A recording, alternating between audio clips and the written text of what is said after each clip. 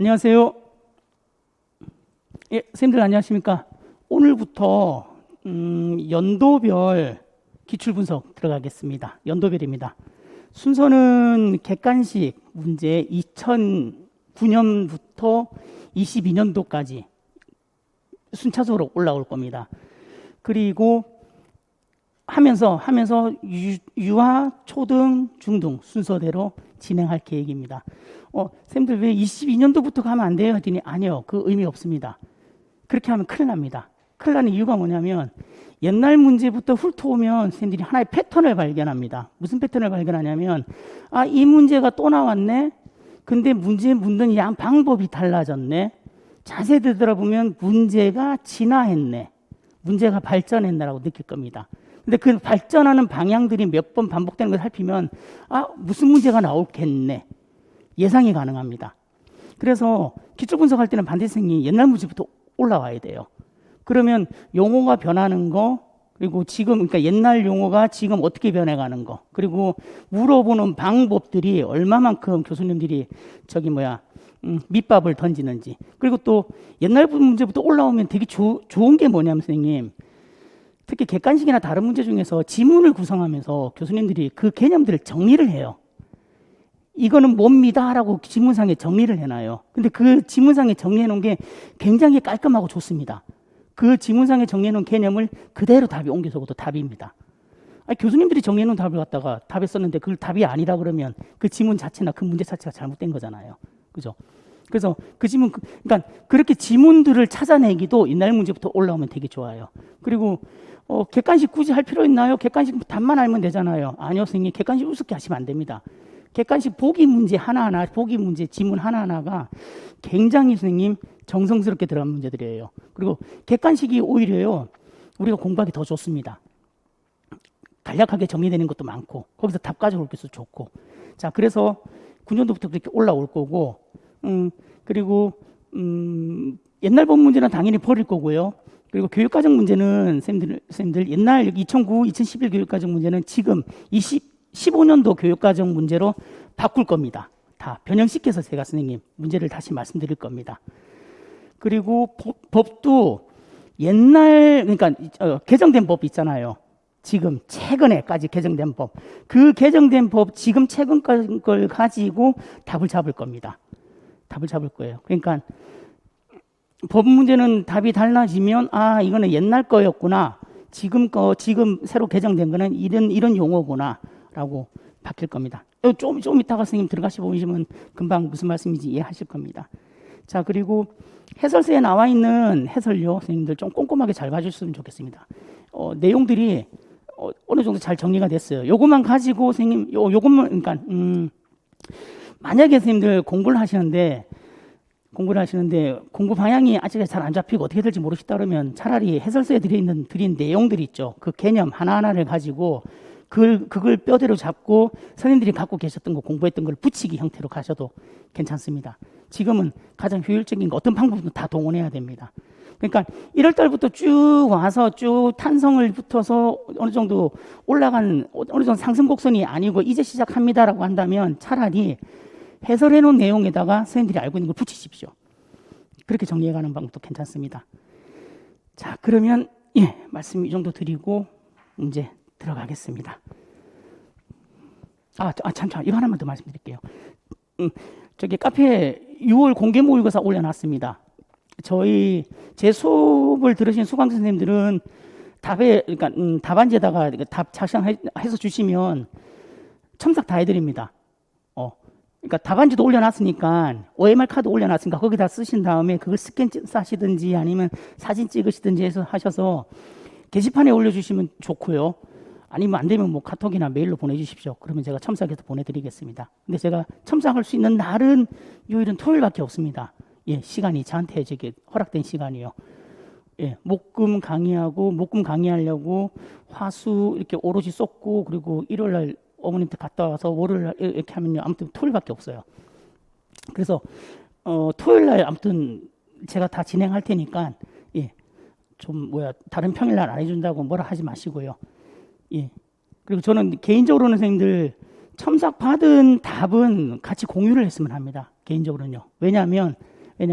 첫 번째는 이거부터 아시는 겁니다. 첨삭받은 답을 공유를 하면 첫 번째 뭐가 생기냐면 답이 한 개가 아니구나. 그리고 저도 생각하지 못했던 관점이나 저도 생각하지 못한 표현법으로 선생님들이 키워드가 들어가면서 논리적인 문장을 구성할 수 있습니다. 그러면 그런 답들이 여러 개 모이면 선생님들이 생각이 넓어집니다.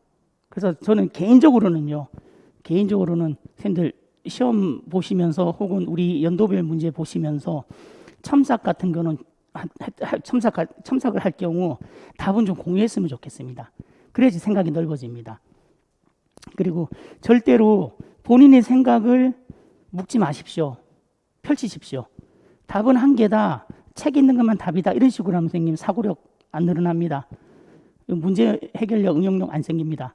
그러니까 본인을 믿으시고 저 말고요. 선생님 스스로를 믿으시고 선생님 답을 맞다라고 생각하시고 거기대로 아시는 대로 써내려가면 됩니다. 이제 우리 연도별 문제 풀면서 답 쓰는 연습 많이 할 겁니다. 자, 이제 문제 들어가겠습니다. 자, 9년도 유치원 문제입니다. 시험지는 제가 따로 편집 안 했습니다. 왜냐하면 똑같은 조건에서 똑같은 간접 경험을 좀 할 필요도 있고 문제를 갖다가 똑같은 시험지 평가원에서 제시되는 시험지를 가지고 풀어보는 게 좀 익숙해질 필요가 있어서 그냥 그대로 편집 안 하고 문제는 이렇게 그대로 갔습니다. 자, 먼저 1번 보십시오. 1번 자, 구어가 전혀 발달되지 않았다. 밑줄 한번 그어보십시오. 구어가 전혀 발달되지 않았어요. 구어가 발달되지 않았어. 그러면 언어적인 요소로 우리 의사소통에서 언어적인 요소, 자, 의사소통에서 언어의 요소는 선생님, 언어적 요소랑 준언어적 요소, 그리고 비언어적 요소, 그리고 초언어적 요소. 초언어적 요소는 필요 없습니다, 우리는. 우리 세 가지만 하면 돼요. 언어적, 준언어적, 비언어적. 이 세 가지. 언어적은 우리가 말하는 거 이거예요. 그냥 구어로 말하는 거. 준언어는 구어에, 언어에 억양강세 높낮이가 들어가는 겁니다. 그죠? 그리고 비언어는 몸짓, 눈짓, 표정, 제스처잖아요. 언어를 제외한 전달 방법이죠. 그러면 크게 따지면 이거예요. 크게 따지면 준언어는 어차피 언어가 있어야지 존재합니다. 그죠? 그러면 크게 따지면 언어적으로 전달하든지 비언어적으로 전달한다. 그리고 또 하나 더 생각해 보십시오. 선생님 공부하시다 보면 이런 문장 발견하셨을 겁니다. 왜 대화를 하는데 언어적 요소와 비언어적 요소를 같이 섞어서 대화를 합니까? 대화를 하는 이유가 뭡니까? 이 두 가지 섞어서 하는 이유가 뭡니까? 나의 의사소통, 나의 의사전달, 나의 생각이나 나의 정보를 효과적으로 전달하기 위해서. 자, 그러면 여기 있는 친구, 구어가 발달되지 않았으면 언어적 요소 없죠. 그러면 준언어적 요소도 없습니다. 거기뿐만 아니라 비언어적 의사소통도 안 된답니다. 비언어적 의사소통, 비언어적 요소도 못 쓴답니다. 그러면 제스처, 눈짓, 몸짓으로도 의사소통 못 합니다. 그러면 이 친구는 의사소통할 수 있는 방법이 없어요. 잘 생각해 보십시오. 말로도 의사소통을 못 해. 그리고 몸짓, 눈빛으로도 내 의사, 내 정보를, 내 메시지를 상대에게 전달 못 해. 그럼 의사소통 자체를 못 하는 겁니다. 이런 친구에게 뭘 한다? 팩스를 씁니다. 그림 교환 의사소통 체계. 그러면요, 거꾸로 갑니다. 그림 교환 의사소통 체계는 구어적인 표현, 언어적인 표현도 못하는 친구와 비언어적인 표현도 못하는 친구 모두에게 적절하다. 이런 문장이 존재하게 됩니다. 이 지문만 가지고. 이 지문만 가지고 그림 교환 의사소통 체계는 언어적으로도 의사소통을 못하는 친구와 비언어적으로도 못하는 친구에게도 적절한 의사소통 방법입니다. 라는 문장이 나올 수가 있는 거예요. 자, 그러면서 이제 질문은 절차 순서입니다. 자, 절차 순서 보겠습니다. 일단 우리 그냥 순서대로 가겠습니다. 일단. 자, 니은 보십시오. 니은. 자, 원하는 그림카드를 교사에게 주면 해당하는 사물을 주어 교환 개념을 알도록 지도한다. 교환 개념 밑줄입니다. 얘가 1단계죠. 교환 개념 알기. 교환 개념 알고 나면 그 다음에는 거리입니다. 거리. 같은 교환 개념인데 거리를 둬서 거리를 점점 늘려갑니다. 그래서 자발적으로 교환하게끔 만듭니다. 리을 보십시오. 자, 의사소통판에 가서 밑줄. 의사소통판으로 가서 밑줄. 그리고 교사에게 주면 자발적으로 교환. 그리고 밑에 자발적 교환. 의사소통에 간다는 얘기는 의사소통에 가까이 내 옆에 있는 게 아니에요. 멀리 떨어졌다는 얘기잖아요. 그러면 의사소통하고 의사소통판과 나하고도 거리가 있고 선생님하고도 나하고도 거리가 있어요. 그러면 두 번째 단계는 자발적인 교환 개념. 그대로 써 있죠. 자발적인 교환. 그죠? 자발적인 교환 단계인데, 자발적인 교환 훈련 단계인데, 이 단계의 핵심은 거리입니다.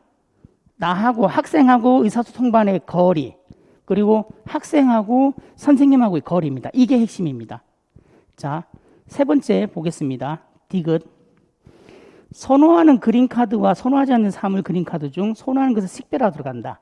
자, 그린카드 밑줄, 식별 밑줄입니다. 식별은 옛날식 표현이고 우리 지금식 표현은 선생님 변별입니다. 그러면 그린카드 변별하기죠. 그럼 3단계입니다. 그린카드 변별하기. 근데 그린카드 변별하는데 팩스에서는 처음에는 뭘로 한다? 선호하는 거, 내가 좋아하는 그린카드를 골라낼 수 있게끔 한다. 그러면 변별이란 개념은 그린카드가 2개입니다.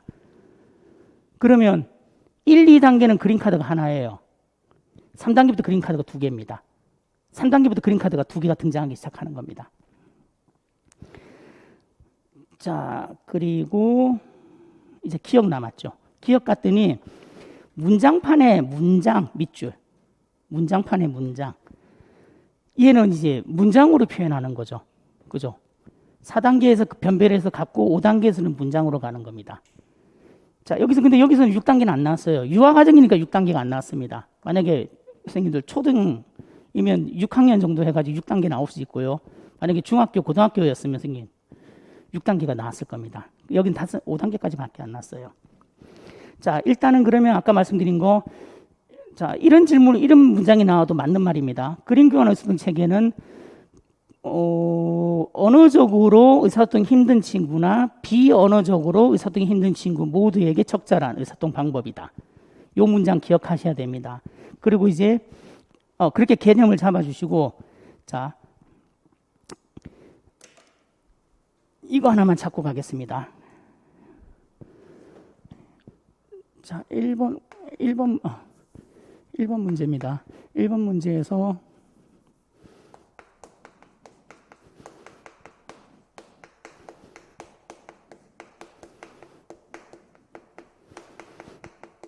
선생님들 영어로 하지 마시고요. 한글로 좀 다 해주십시오. 영어로 괜히 썼다가 저거 됩니다. 그림 교환 의사소통 체계. 자, 이거 개념에서 하나만 잡아갑시다. 한 개씩만. 한 개씩만 잡아갈게요. 자, 그림 교환 의사소통 체계는 선생님, 그 기본이 베이스가 행동주의입니다. 행동주의예요. 무슨 말이냐면,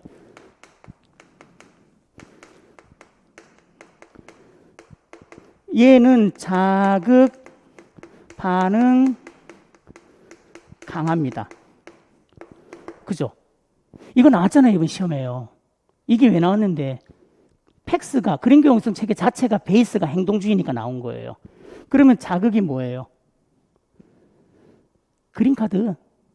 반응은 선생님한테 주는 거, 선생님한테 주는 거, 강화는 내가 원하는 거, 얻는 거. 이해 가셨나요? 요 개념 아셔야 돼요. 그러면 하나만 물어봅시다. 여기서 강화는, 강화의 유형은 사회적 강화, 물질적 강화, 자연적 강화. 어떤 강화? 자연적 강화입니다. 놓치면 안 됩니다. 왜 자연적 강화다? 내가 원하는 것을 얻었잖아요. 의사소통의 기본, 의사소통은요, 기본적으로 자연적 강화입니다. 왜? 내가 요구하는 것을 얻었기 때문에. 예, 자연적 강화입니다. 놓치면 안 됩니다. 자, 두 번째 잡아야 될 게 의사소통 기능입니다. 의사소통 기능입니다. 의사소통 기능, 대화 기능 똑같은 말입니다. 자, 1단계부터 5단계까지는 요청하기입니다. 제 해설서에 다 넣어놨어요, 선생님. 그리고 6단계는 명명하기. 하나 더. 명명하기. 잠시만요. 명명하기, 언급하기.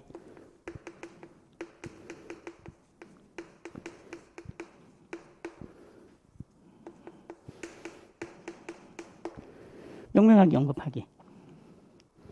자, 그리고 또 하나요.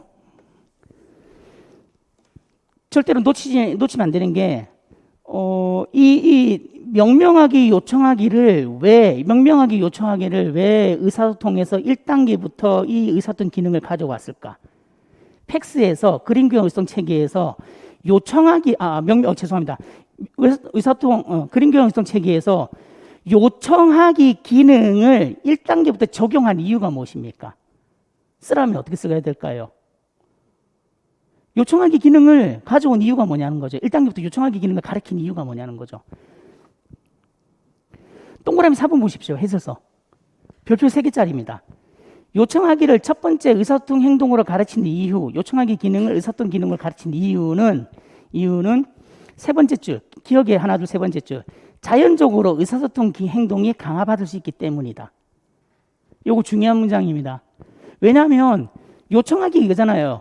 새우깡 주세요. 그럼 새우깡 받잖아요. 그럼 그 새우깡은 물질적 강화입니까? 자연적 강화입니까?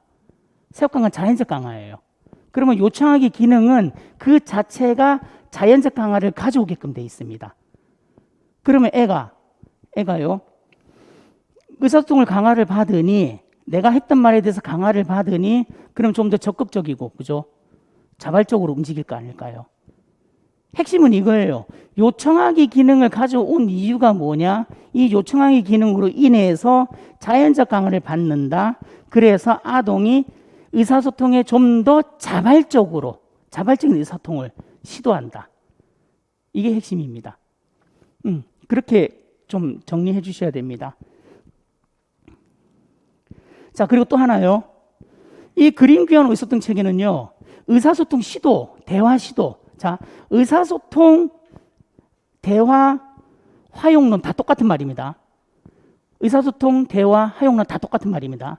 자, 누가 먼저 시도합니까? 의사소통 시도를 누가 먼저 합니까? 대화를 누가 먼저 시작합니까?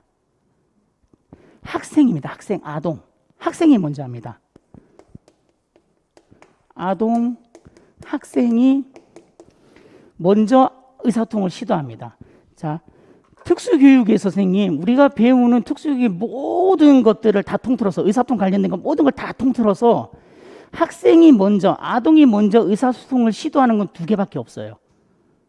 딱 2개밖에 없어요. 그림교환 의사소통 체계랑 우연학습.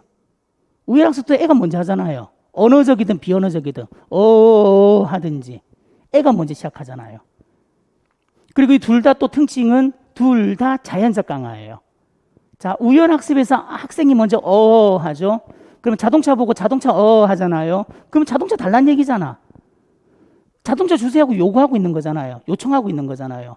그럼 내가 요구한 걸 받았잖아요. 그럼 이 자동차는 물질적 강화가 아니라고요. 얘는 자연적 강화잖아요. 그죠?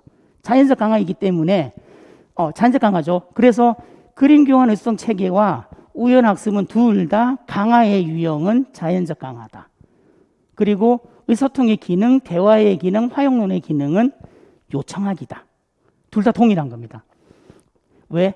학생이 먼저 시작하니까. 요청하기는 학생이 먼저 시작하니까. 예.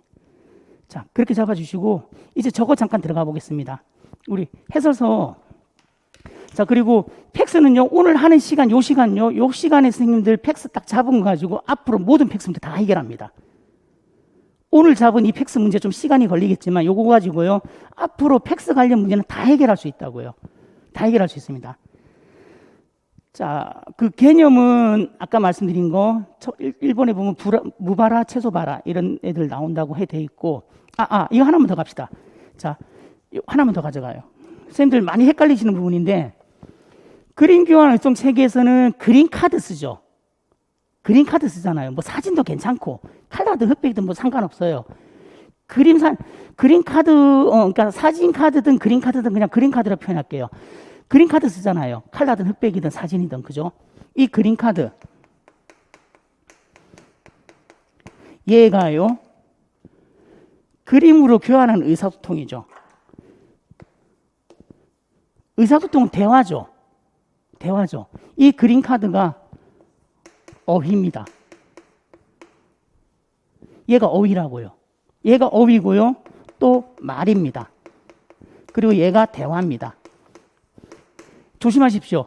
그린카드는요, 팩스에서의 그린카드는 말이고 대화하고 어휘입니다. 요거 갖고 계셔야 됩니다. 자, 그럼 하나만 더 연결해 볼게요. 그러면 AAC에서 AAC는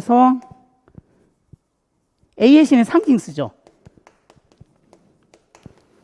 AAC는 상징 쓰잖아요. 안 보이시나요? 제가 다음에 좀 높이 쓸게요. AAC는 상징 쓰잖아요.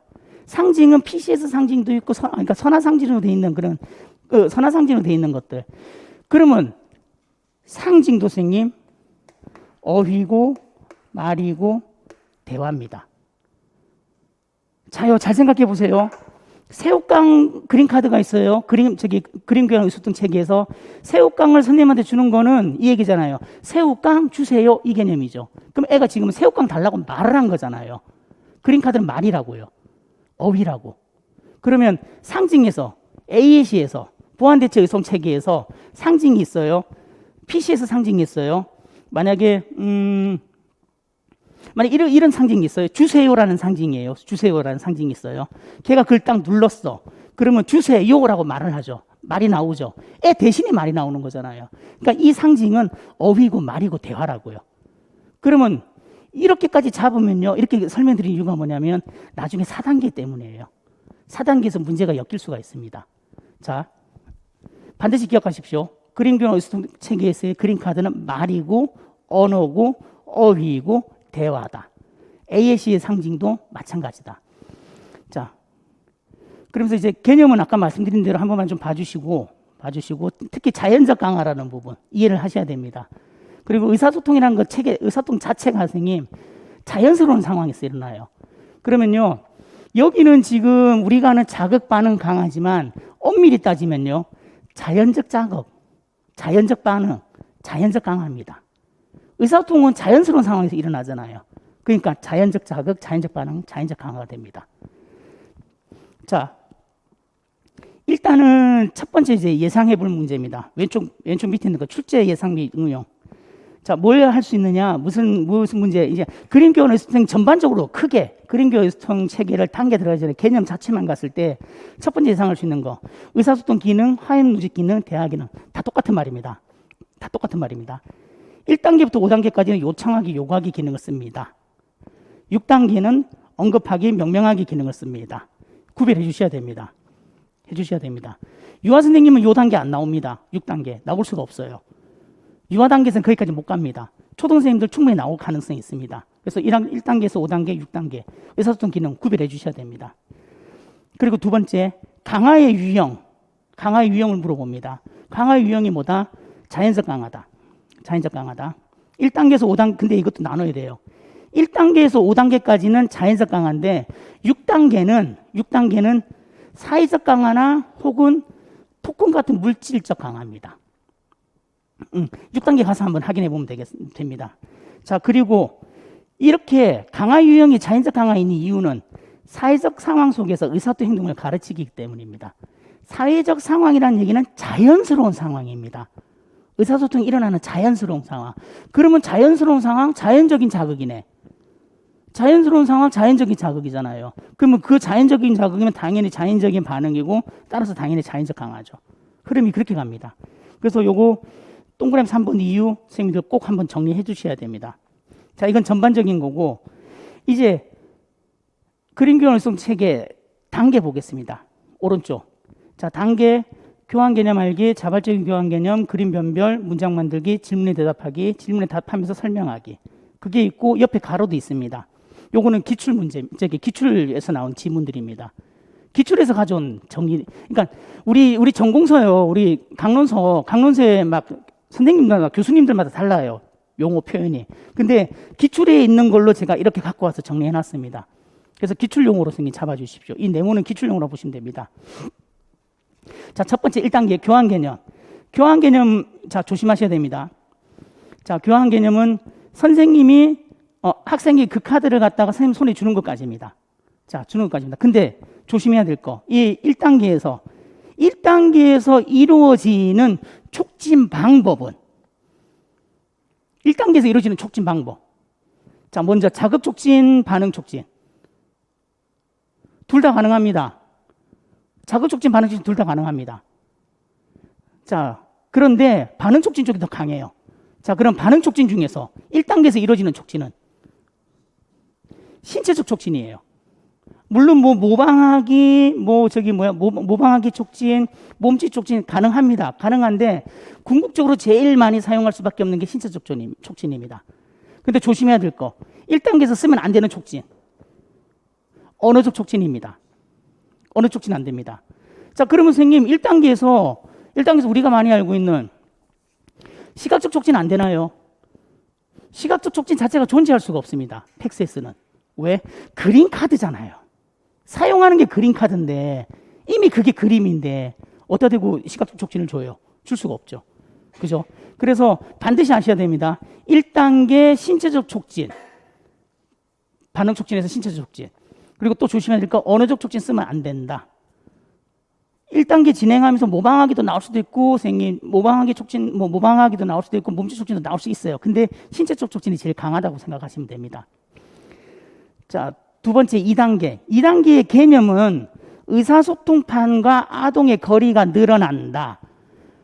그리고 아동과 선생님 간의 거리가 늘어난다. 요거 첫 번째, 요건 대부분 잡으셨어요. 근데 선생님들, 이거 놓치십니다. 제일 중요한 걸 놓쳐요. 왜 거리를 늘립니까? 자발적으로 교환 훈련 시키려고요. 자발적인 교환 훈련 시키는 이유가 뭡니까? 누구에게라도 가서 그린카드로 요구하라고. 그 얘기는 곧 뭡니까? 교환 개념이 일반화입니다. 일반화 개념이 2단계에서 나온다고요. 자발적 교환 개념에 선생님, 그 동그라미 2번에 유의점 보십시오. 유의점. 물론 1번에, 동그라미 1번에 의사소통판과 아동 거리 늘린다. 선생님과 아동과의 거리 늘려간다. 핵심은 거리가 늘려간다. 이건데, 이 거리를 늘려가면서 또 해야 될 게 뭐다? 유의점 기억.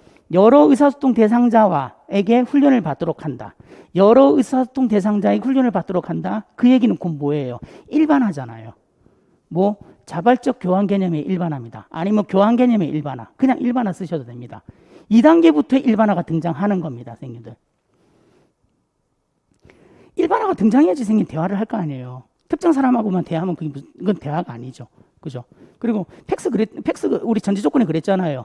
자연적인 상황이라고. 그죠? 자, 그러면 2단계는, 자, 2단계 그렇게 정리해 주시면서, 자, 출제 예상 응용 보십시오. 자, 만약에 문제를, 지금까지 그림 교환 의사소통 체계 팩스의 문제 되게 쉽게 나왔습니다, 선생님. 굉장히 쉽게 나왔어요. 그냥 점수 주려고 나왔어요. 그냥 단계 이름 정도 쓰는 거, 아니면 이렇게 순서 나열하는 거, 이 정도였잖아요. 근데 정말 제대로 파고 들어가잖아요. 다 죽습니다. 왜? 가장 기본적인 베이스가 안 깔려져서 다 죽습니다. 기본 개념 안 잡아가서. 자, 그러면 2단계를 가지고 출제 예상을 만들어 보겠습니다. 자, 2단계에서, 자, 지문이 이렇게 구성됩니다. 여러 의사소통 대상자에게 훈련받도록 하고 다양한 사람들과 의사소통을 시작할 수 있도록 2단계에서는 지도해야 합니다. 자, 이유가 무엇입니까? 일반화. 일반화를 답에 놓고 지문이 이걸로 나올 수도 있어요. 근데 지문이 이렇게 나오면 금방 노출되죠. 일반화가. 그죠? 그러면 거꾸로 갑니다. 2단계에서 거리를 늘려가면서 의사소통판과 아동과의 거리를 늘려간다.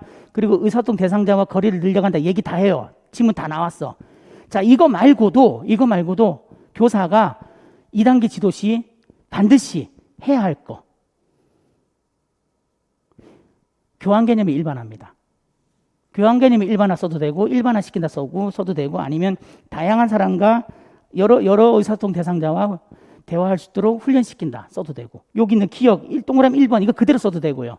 아니면 교환 개념을 일반화 시킨다 해도 되고요. 무엇이든지 상관없어요. 반드시 기억할 거, 2단계에 일반화라는 개념이 숨어 있다는 것만 선생님들 기억해 주시면 됩니다.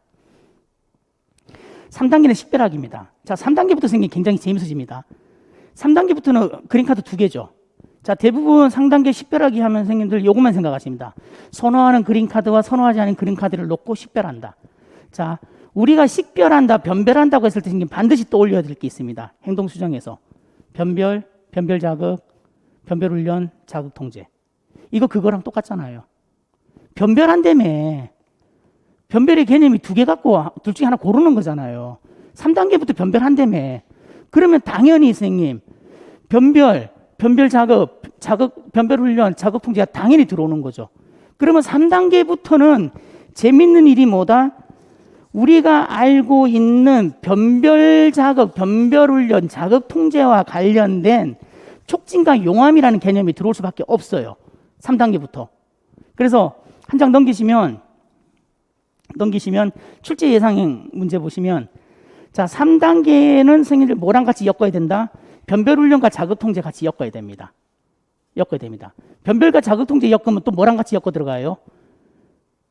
촉진과 용암이 엮여 들어가는 거죠. 촉진과 용암 엮여 들어가면 자극 내 촉진, 자극 외 촉진, 반응 촉진. 반응 촉진 중에서 무슨 촉진 쓰면 안 된다? 어느적 촉진 쓰면 안 된다. 그리고 대체적으로 신체적 촉진으로 그냥 밀어버리십시오. 신체적 촉진 혹은 시범까지는 괜찮습니다. 신체적 촉진이 제일 좋아요. 팩스에서는 무조건 신체적 촉진이라고 잡으셔도 됩니다. 자, 그러면 변별훈련과 자극통제 3단계부터 엮여 들어갈 거고, 자, 촉진과 용암해서 3단계 같은 경우는 자극 내 촉진, 자극 외 촉진. 1단계에서 6단계 같은 경우는 반응 촉진, 신체적 촉진, 모방의 촉진. 근데 신체적 촉진에서 한정시켜 주는 게 더 좋을 것 같습니다. 팩스이스만큼은. 자, 3단계부터 이렇게 나옵니다. 자, 또 하나만요. 잘 생각하십시오. 자, 팩스에서 단어 카드는 어휘라고 했습니다. 1단계, 2단계에서는 어휘가 하나밖에 없었어요. 낱말카드 하나. 근데 3단계부터 낱말카드가 2개 나옵니다. 2개 나오면서 차츰 변별하기 하면서 낱말카드가 늘어납니다. 그러면 팩스에서 어휘량이 증가하기 시작하는 단계는 몇 단계입니까? 3단계잖아요. 3단계부터 변별하기 시작했으니까. 3단계부터 단어 카드가 늘어나기 시작한다고요. 내가 찾아야 될 단어 카드들이 많아지기 시작한다고. 3단계부터 변별한다며요. 하나만 하는 게 아니잖아요. A 카드, 그러니까 새우깡 카드 변별해서 새우깡 카드 찾고, 내가 좋아하는 초코파이 카드 변별해서 초코파이 찾고, 그 다음에 우유 찾고, 그리고 뭐 짜장면 찾고, 그리고 찐빵 찾고, 호빵 찾고, 그렇게 내가 대화할 때, 의사소통할 때 말에 필요한 어휘에 해당되는 낱말 카드가 3단계부터 늘어나기 시작하는 거잖아요. 왜 그 말씀을 드리냐면, 보십시오. 4단계, 동그라미 2번 보십시오. 4단계, 2단계, 4단계에 이르면 아동의 의사소통판에는 12개에서 20개 정도의 그린카드가 포함되어 있다. 3단계에서 이만큼 늘어났다는 얘기잖아. 그게 4단계로 온 거예요. 자, 그러면 4단계 또 잘 생각해 보셔야 됩니다. 4단계 그냥 우리는 문장으로 표현하기까지만 생각하고, 얘를 단어 카드가 이렇게 늘어났으니 주제별로 색임 표시합니다 까지만 알고 있습니다. 거기까지만 알고 있어요. 자, 그런데 잘 생각해 보십시오. 낱말 카드는 어휘라 그랬죠. 그죠? 팩스에서 어휘라 그랬어요. 그러면 잘 생각해 보세요. 어휘 구성 목록, 어휘 구성 전략, 어휘 구성 목록, 어휘 목록을 구성하는 방법. AS에서 등장하죠. 기억나시나요? AS에서 등장하잖아요. 어휘 구성 목록 전략. 자, 문법적 범주로 구성한다. 의미론적 범주로 구성한다. 그리고 저거 환경활동 중심으로 구성한다. 기억나십니까? 그렇게 4단계는 연결이 된다고요. 얘랑. 4단계 출제 예상 보십시오. ASC 어휘 목록 구성 전략해서 4단계에는 왜 어휘 목록 구성 전략이냐? 어휘가 낱말 카드라면서요. 3단계에서 어휘량이 늘어나서 3단계에서 낱말 카드가 늘어나서 4단계는 한 20개까지 온다며. 그러면 얘를 목록으로 만들어야지. 왜? 주제별로 색임 표시하라며. 써있잖아요. 4단계에서 주제별로 색임 표시하라. 이게 목록하라는 거잖아요. 그럼 이렇게 된다니까, 선생님. 4단계는, 자, 예를 들면 이런 문제입니다. 4단계는 3단계에서 변별한 낱말 카드가, 이렇게 하겠습니다. 자, 길동이를 4단계까지 그림 교환 우수통 체계로 훈련했더니 3단계에서 늘어난 그 낱말 카드가 20개가 되었어요. 그걸 가지고 4단계에서 문장을 가르치려고 해요. 근데 이 20개의 낱말 카드 그냥 막 쓸 수 없으니 주제별로 색임 표시를 하려고 해요. 그래서 그 색임 표시는 미주 작거예요. 색임 표시 미주 작거. 여기에 적용할 수 있는 어휘 목록 구성 전략 3가지를 쓰세요. 그러면요. 문법적 범주를 구성하기, 의미론적 범주를 구성하기, 환경활동 중심으로 구성하기. 이게 답이죠. 자요. 드리고 싶은 말이 이 말이에요. 주제별로 색임 표시라는 표현의 4단계에 주제별 색임 표시. 이 말은 선생님, 이 말이나 어휘 목록 구성이나 구성 전략이나 뭐가 다른가요? 똑같은 말 아니에요? 똑같은 말 아니에요? 낱말 카드가 어이래매. 그러면 이렇게 물어볼 수가 있죠. 이렇게 질문 나올 수 있고, 이렇게 지문이 구성될 수 있고, 이렇게 문제가 나올 수 있다고요. 이렇게 문제가 나와도 하나도 안 이상한 겁니다. 만약에 이렇게 문제 나오면 사람들 다 이럽니다. 팩스에서 A씨 얘기한 적 없는데요. 얘기한 적 없죠. 근데요, 의사소통이잖아요. 보안대책 의사소통 체계 안에서 목록 구성하는 방법이나 상징 구성하는 방법이나 팩스에서 어휘 목록 상징 구성하는 방법이나 뭐가 달라요? 의사소통과 관련된 어휘 목록 구성 전략인데 의사소통이라는 것에 하나의 큰 카테고리 안에 들어가는데 그래서 기억하셔야 됩니다. 4단계 출제 예상 문제 주제별 색임 목록 색임 표시 선생님 거기 밑줄 그어 있어요. 밑줄 그고 별표 3개고 그게 그대로 어휘 목록 구성 전략이랑 연결된다고. 그리고 3가지 나올 수 있습니다. 자, 5단계는 질문에 대답하기. 5단계 전반적으로 한번 좀 읽어봐 주시고요. 5단계 선생님 조심해야 될 게 이겁니다. 아니요. 5단계는 그냥 전반적으로 읽어봐 주시면 됩니다. 한 번만 좀 읽어봐 주시고 5단계는 그냥 크게 문제는 없어요. 자, 6단계까지 문제가 나갈지 안 나갈지 모르겠는데 근데 우리 예상해야 됩니다. 자, 6단계는 질문에 답하면서 설명합니다. 그리고 6단계부터는 새로운 의사소통 기능입니다. 의사소통 기능, 대화 기능, 하연문제 기능. 그걸로 명명하기, 언급하기가 들어갑니다. 자, 여기서는 선생님 동그라미 2번 보셔야 됩니다. 자, 그리고 6단계도 선생님 강화가 바뀝니다. 강화 유형 바뀝니다. 강화 유형이 저거라 그랬습니다.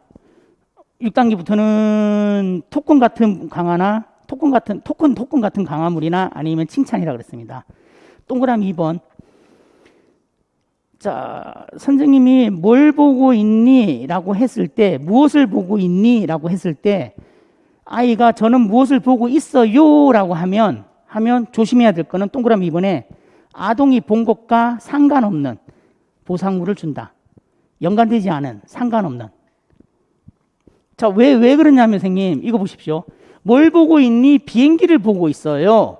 라고 한다면, 만약에, 비행기는 너무 크다.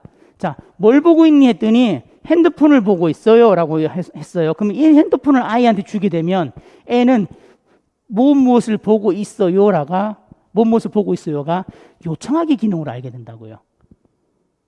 요청하기 기능은 선생님, 기본적으로 내가 요구하는 걸 받는 거잖아요. 내가 원한 거. 자, 다시요. 뭘 보고 있니? 새우깡 보고 있어요. 근데 선생님이 새우깡을 줘. 그럼 아이는 새우깡 보고 있어요도 새우깡 주세요랑 같은 말이구나. 그렇게 이해한다고. 그래서 뭘 보고 있니라고 할 때는 아이가 보고 있는 것과 상관없는 것을 주면 된다고요. 토큰을 주든지 사탕을 주든지 전혀 상관없는. 그래서 6단계가 의사소통 기능이 바뀐다는 겁니다. 요청하기 기능은 기본적으로 선생님 새우깡 주세요 하면 새우깡 줘야 돼요. 맞잖아요. 내가 원하는 걸 받는 거잖아요. 요청하기는 내가 원하는 걸 받는 거예요. 그러면 이건 자연적 강화라고. 근데 뭘 보고 있니라는 6단계에서는 그 아동이 본 것과 상관없는 것을 줘야지 아이가 명명하기 기능이구나 언급하기 기능이구나를 알게 되는 거라고. 자, 그러면 6단계 이렇게 질문 던지겠습니다. 자, 6단계에서 선생님이 아동이 본 것과 관련 없는 것을 보상합니다. 강화제로 제공합니다. 그렇게 해서 아동이 익힐 수 있는 의사소통 기능은 무엇입니까? 자, 한 번만 더요. 다시요. 6단계에서 교사는 아동이 본 것과 상관없는 것을 강화합니다. 강화물로 제공합니다. 아동이 본 것과 상관없는 물건을 강화물로 제공합니다. 그렇게 함으로써 함으로써 학생이 익힐 수 있는 의사소통 기능은 무엇입니까? 명명하게 언급하기. 명명하게 언급하기라고요.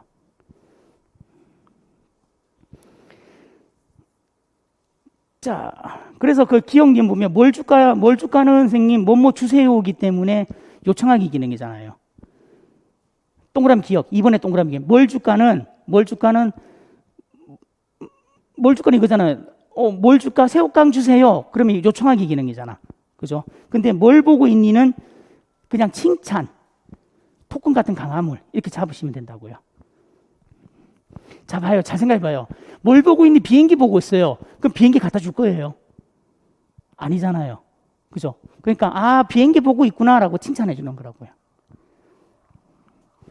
그래서 저기 출제 예상 문제 보면 5단계, 6단계는 또 시간 지연법이 들어갑니다. 시간 지연 혹은 촉진 지연. 5단계, 6단계. 자, 그렇게 해서 지연된 촉진 사용한다라는 거, 그리고 촉진 방법의 고정 시간, 점진적 시간. 자, 5단계, 6단계에서 왜 그러냐면, 왜 촉진이냐면, 선생님이 질문 던져놓고 기다리는 거예요. 자, 잘 보세요. 4단계까지는 어떻게 보면 학생이 의사소통을 시도하는 건데 5단계부터는 뭔가 새로운 것들을 가르치기 위해서 교사가 먼저 시도해요. 5단계부터는 가만히 들여다보면요. 선생님이 먼저 던진다고. 선생님이 먼저 던져요. 그래서 요청하기, 선생님이 먼저 던지니까 거기에 대한 대답이 나올 때까지 기다리는 거잖아요. 그래서 지연된 촉진, 시간 지연, 이 같이 들어간다고 봐주시면 됩니다. 자, 일단 여기까지 좀 정리해 주시면서 각각의 단계마다 출제 예상 넣어놨습니다. 한 번만 더 꼼꼼하게 봐주시고요. 그리고 키워드 해당되는 것들 좀 진하게 쳐놨습니다. 내용 전반적으로 한 번만 더 읽어봐 주시면 선생님들 좀 이해가 되실 겁니다. 그리고 될 겁니다. 그리고 잘 안 되면 또 질문 주십시오. 질문 주시면 또 얼마든지 또 100번이고 1000번이고 답 드리겠습니다. 자, 2번 문제입니다. 자, 그래서 1단계, 1번의 팩스 문제는요, 이렇게 해서 앞으로 나올 문제가 다 해결돼 버리는 거예요. 또 반복할 겁니다. 걱정하지 마십시오. 지금 안 들어온다고 해서 속상해하지 마십시오. 뒤로 갈수록 몇 번씩 반복할 겁니다. 자, 2번 문제입니다. 2번 문제 되게 중요한 문제입니다. 굉장히 중요한 문제입니다. 자, 진단평가 단계인데, 특수교육에서 진단평가 단계를 진술로 바르게 한 거. 자, 여기서는 진단평가고요. 이게 지금 선생님들 공부할 때 뭘로 바뀌었냐면 특수교육의 평가라고 바뀌었을 겁니다. 특수교육의 평가 단계. 자, 선별, 진단. 잠깐만. 그치. 선별, 진단, 적격성, 형성평가, 총괄평가. 요 개념입니다. 선별, 진단, 적격성, 프로그램 계획 및 배치, 프로그램 계획 및 배치, 형성평가, 총괄평가. 요 단계를 얘기하는 겁니다. 자, 이게 얼마나 중요하냐면, 일단요, 요거 하나만 갖고 가겠습니다. 요거 하나만 잠깐만 적고 갈게요, 선생님. 특수교육의 평가 단계.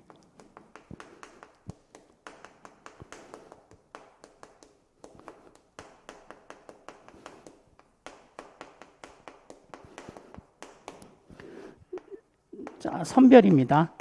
선별에서는 나올 개념이 위양과 위음입니다. 이 두 가지 개념 나옵니다. 그리고 하나 더 나옵니다.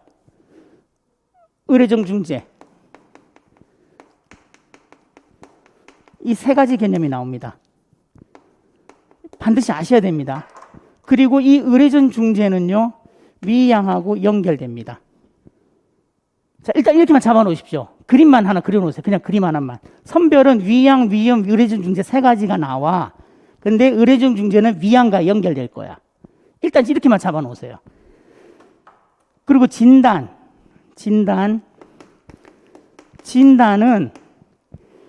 장애 유무, 장애 원인.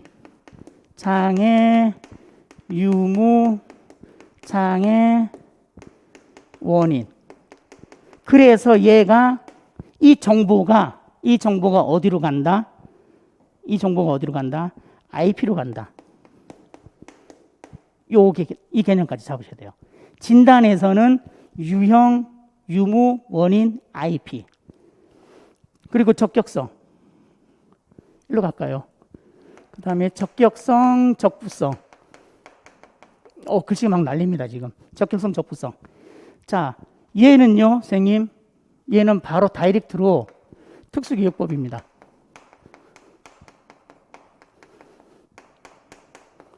특수교육법이랑 연결됩니다. 특수교육법이랑 연결되면서 누구랑 연결된다? 특수교육지원센터랑 연결됩니다.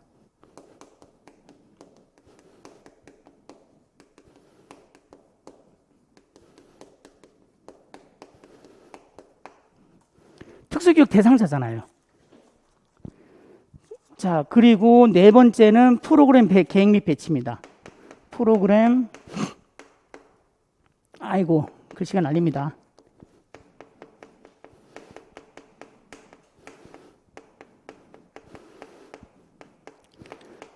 얘는요, 여기 프로그램은, 이 프로그램은 IP입니다. 배치는 우리가 알고 있는 거, 일반 학교에 일반 학급, 일반 학교에 일반 학급, 일반 학교에 특수학급, 그리고 특수학교, 그 배치입니다. 그리고 또 하나, 프로그램 배치 및 계획에 IP와 관련 서비스입니다. 특수교육 관련 서비스. 두 개 연결될 겁니다. 여기요. 특수교육 관련 서비스. 프로그램이 IP잖아요. IP 안에 뭐가 써 있어요? 특수교육 관련 서비스 넣어야 되잖아요. 그래서 이렇게 나온다고. 특수교육 관련 서비스 같이 나온다고요. 그 다음에 형성평가, 총괄평가입니다. 형성평가는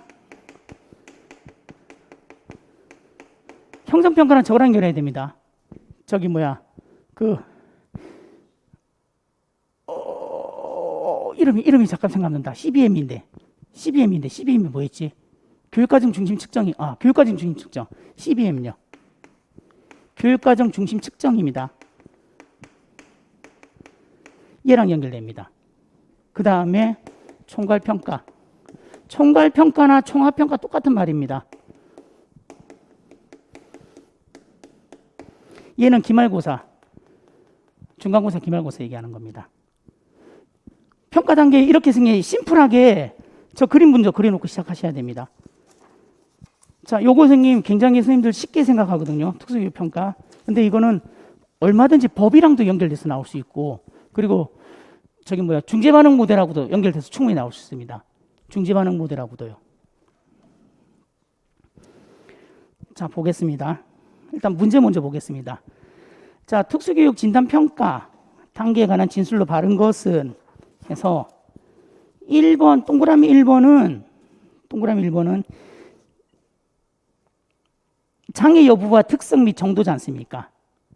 장애 여부와 특성, 그리고 정도, 그리고 정보 파악, 진단에 관련 내용이죠. 동그라미 1번은 진단입니다. 지문 분석 같이 보시면 됩니다.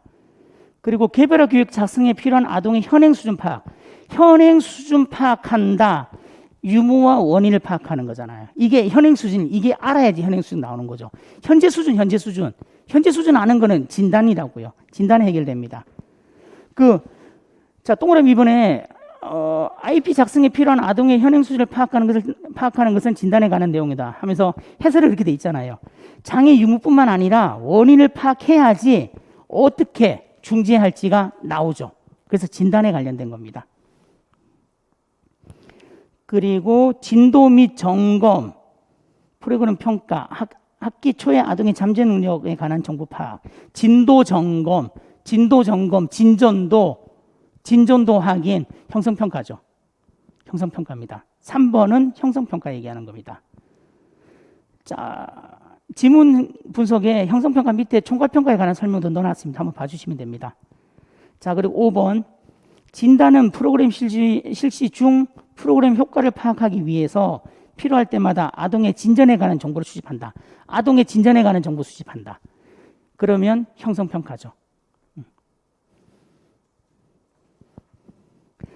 자, 형성평가는 진전도예요. 아동의 수행 정도, 진전도, 도달 정도. 그래서 형성평가. 총괄평가는 그 전체 목표에 목표의 완성 정도입니다. 자, 그러면 형성평가 같은 경우는요, 아동의 진전도를 평가하는 거니까 설정한 목표를 초과했으면 목표를 바꿔줘야 되고, 아니면 중재 방법을 그러니까 목표를 바꾸든지 중재 방법을 바꾸든지, 그리고 목표에 미달해도 목표를 수정하든지 중재 방법을 수정하든지. 그럼 이거예요. 형성평가 진전도 파악하는 거는 어쨌거나 저쨌거나 목표를 점검할 수 있어요. 학습 목표. 그리고 중재 방법이 제대로 적용되고 있는지 안 되고 있는지 이것도 적용할 수 있다는 거죠. 두 가지가 같이 갑니다. 같이 가요. 자, 일단은 지문 분석은 그렇게 보시면서 한 장 넘기시면요, 선생님. 자, 기출 분석에 가서 보충 자료 쭉 있는데, 자, 일단 하나씩 가보겠습니다. 아까 선별에서는 세 가지 개념이 나온다 그랬죠. 위양, 위험, 의례중 중재.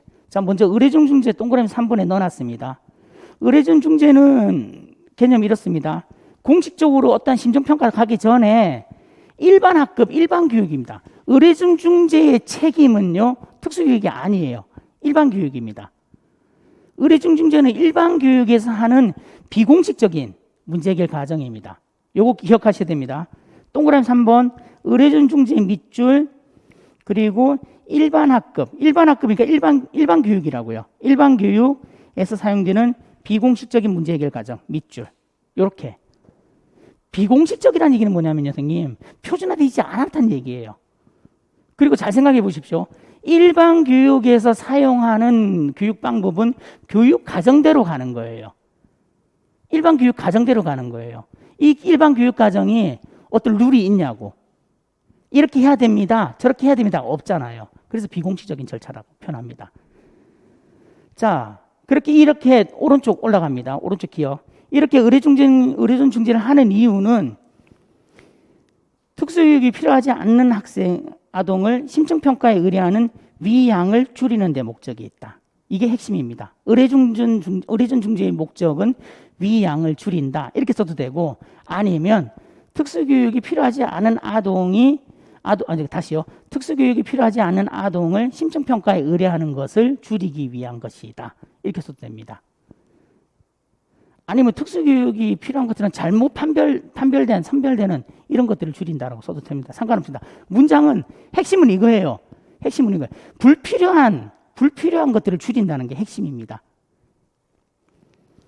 자, 그리고 선별을 했을 때 예상되는 결과 두 가지라 그랬죠. 위양과 위음. 위양은 특수교육 대상자 알았는데 아니더라.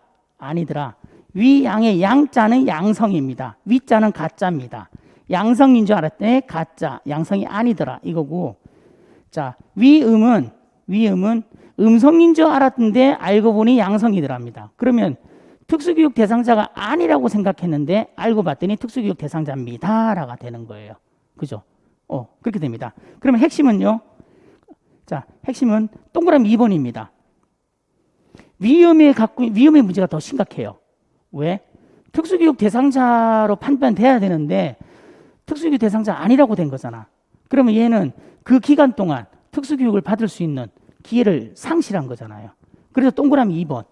위험의 가장 큰 문제는 뭐냐면 필요한 특수교육을 조기에 받지 못하는 불이익을 받는다. 이게 가장 심플한 용어입니다. 위험의 가장 큰 문제는 필요한 특수교육을 조기에 받지 못하는 불이익을 받는다. 이거는 기억하셔야 됩니다. 동그라미 2번은. 자, 그러면서 위험과 위양이 관련된 검사 도구의 특징. 위양은 명확도, 위험은 민감도. 이 두 가지 개념은 잡고 계셔야 됩니다. 이게 선별입니다. 자, 그리고 진단은 장애 유무뿐만 아니라 원인을 파악한다 그랬죠. 그 얘기는 뭐다?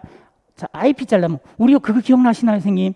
혹시 선생님도 공부하실 때 IP 구성 요소 할 때 학생의 정보, 현행 수준, 학생의 정보, 현행 수준 뭘로 파악하냐고요?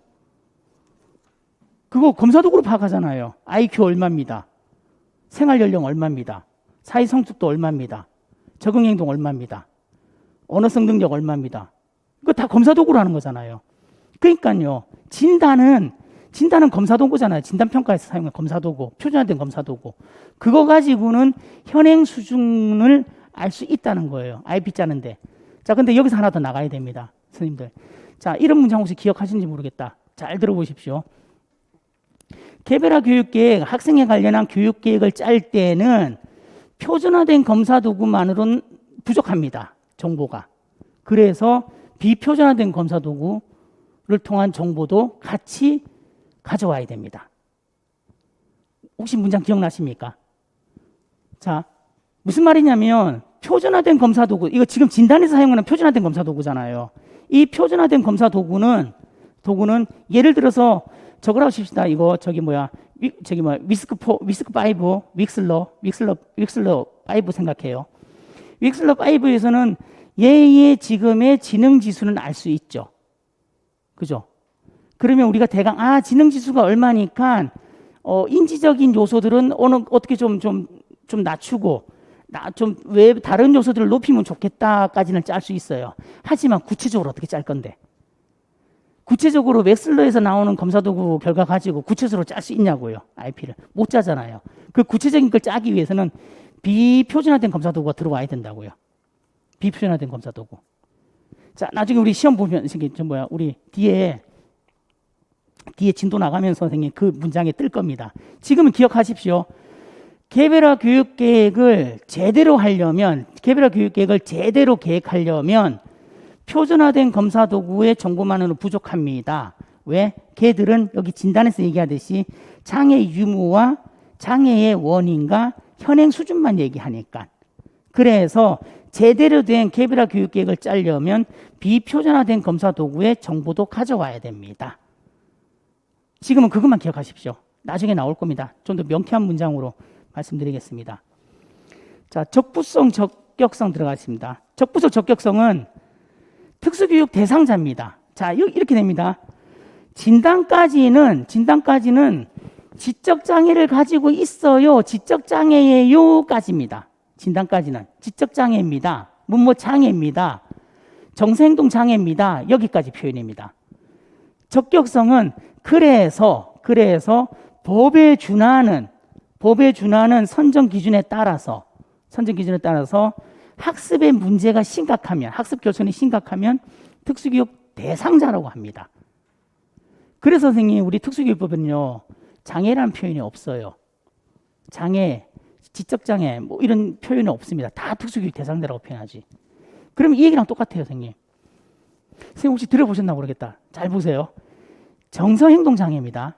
정서행동장애가 아무리 심해도요, 학습에 문제가 없으면 걔는 특수교육 대상자가 안 돼요. 쉽게 생각하면 이거예요. 건강장애예요. 건강장애를 판단하는 이유가 뭡니까? 건강장애로 지금 우리가 특수교육 대상 선정하는 이유가 뭐예요? 3개월 동안 수업에 결손이 생기니까, 학습에 문제가 생기니까 특수교육 대상자를 뽑는 거잖아요. 자, 특수교육법은 교육법이에요. 기본은요, 장애가 있다 없다가 중요한 게 아니라 그 있다 없다가 중요한 게 아니라 그걸로 인해서 수업에 결손이 생깁니까? 수업의 기회를 놓칩니까? 제대로 된 교육을 못 받습니까? 이게 핵심이에요. 제대로 된 교육을 못 받는다라고 판정하는 게 적부성, 적격성입니다. 장애가 기준이 아니에요. 자, 그래서 적격성, 적부성은 반드시 선생님 법이랑 연결될 수밖에 없겠죠. 법이랑 연결해서 나올 수밖에 없습니다. 그 한 장 넘기시면 출제 예상 및 응용해가 선생님 중재 반응 모델 RT 모형 나와 있죠. 이거 잘 보셔야 됩니다. 그냥 대부분 1단계, 2단계, 3단계 중재 반응 모델 이것만 생각하십니다. 근데 이게 중재 반응 모델이 2단계에서 3단계 넘어가는 과정에서 진단이 들어갑니다. 자, 이렇게 생각해 봐요. 우리 3단계 중재 반응 모델 3단계가 이거잖아요, 선생님. 걔는 장애 학생이니까 거기에 맞는 개별화 교육 들어가는 거잖아요. 개별 교육 들어가는 거잖아. 3단계가 중재 반응 모델에서. 나중에 더 할게요. 지금은 그것까지만 봐주세요. 자, 3단계에서 특수교육, 3단계에서 그 학생에 맞게끔 개별 교육이 들어가잖아요. 그럼 걔는 이미 대상자라고. 그러면 2단계와 3단계 사이에 뭔가가 빠진 거지. 진단이 빠진 거예요. 진단해서 특수교육 지원센터에서 얘들을 적부성을 통해서 특수교육 대상자로 판별해서 3단계로 넘겨버리는 거죠. 그래서 요 모형 선생님 눈에 익혀야 됩니다. 2단계하고 3단계 사이의 진단, 그리고 관련돼 있는 관련돼 있는 곳은 특수교육지원센터. 자, 이거 선생님 우리나라 모형이에요. 아니면 특수교육지원센터 들어갈 일이 없지. 이거 우리나라 용어잖아요. 자, 꼭 보셔야 됩니다. 자, 그리고 프로그램 계획 및 배치. 자, 프로그램 계획 및 배치 반드시 개별화 교육계획과 특수교육 관련 서비스 두 가지 생각하셔야 됩니다. 그리고 배치는 우리가 법에 선생님들 법 공부하셨듯이 일반 학교의 일반 학급, 그리고 일반 학교의 특수학급, 그리고 특수학교. 그 세 가지. 자, 그러면 IP는 그냥 그러니까 개별 교육 계획은 선생님들 잡으시면 되고, 그러면 특수교육 관련 서비스가 뭐가 있느냐? 특수교육 관련 서비스 선생님 정리해 놨습니다. 이게 표 간단하게 심플하게. 특수교육 관련 서비스 선생님 어떻게 정리했냐면 교육감이 해야 될 거, 각급 학교장이 해야 될 거 따로따로 해놨습니다. 따로따로. 그리고 여기는 교육감이 선생님 지원 인력 제공이라고 되어 있습니다. 동그라미 1번에 보시면. 이거 지금 법입니다. 바뀐 용어입니다. 선생님들 행여나 다른 용어로 기억하셨다면 이걸로 정리하셔야 됩니다. 지원 인력 제공입니다. 이번에 바뀐 법이라고요. 용어 바뀐 거. 그리고 각급 학교장이 해야 될 거 쭉 정리해 놨습니다. 좀 같이 한번 좀 확인 좀 부탁드리겠습니다. 자, 그리고 형성평가, 총괄평가 이렇게 씁니다. 자, 형성평가는 동그라미 2번 핵심입니다. 이거 굉장히 중요합니다. 이 문장 기억하셔야 됩니다. 형성평가 동그라미 2번. 자, 그래서 요거 평가까지 해서 저희 잠깐만 쉬었다가 진행하겠습니다. 잠깐 쉬었다가 하겠습니다.